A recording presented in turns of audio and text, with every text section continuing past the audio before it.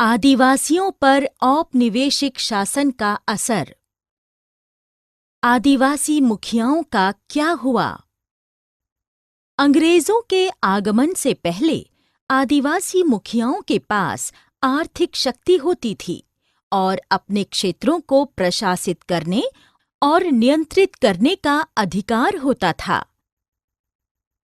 अंग्रेजों के शासन के अंतर्गत आदिवासी मुखियाओं की शक्ति और कामकाज बदल गए, क्योंकि उन्हें अपनी भूमि के अधिकार रखने की अनुमति तो दी गई थी, लेकिन भारत में ब्रिटिश अधिकारियों द्वारा बनाए गए कानूनों का पालन करने के लिए मजबूर थे।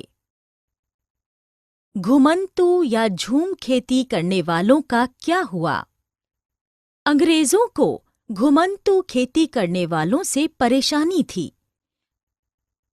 अंग्रेज राज्य के लिए राजस्व का नियमित स्रोत चाहते थे, इसलिए अंग्रेजों द्वारा भूमि संबंधी बंदोबस्त किए गए।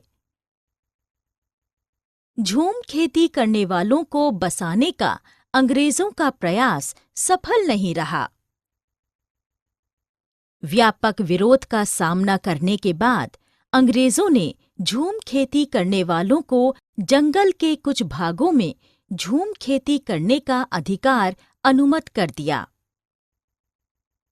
वन कानून और उसके प्रभाव। आदिवासी समूहों का जीवन जंगल से सीधे जुड़ा था। अंग्रेजों ने जंगलों को राज्य संपत्ति के रूप में घोषित कर दिया था। आरक्षित वन इमारती लकड़ी के उत्पादन के लिए थे, जिसकी अंग्रेजों को जरूरत थी।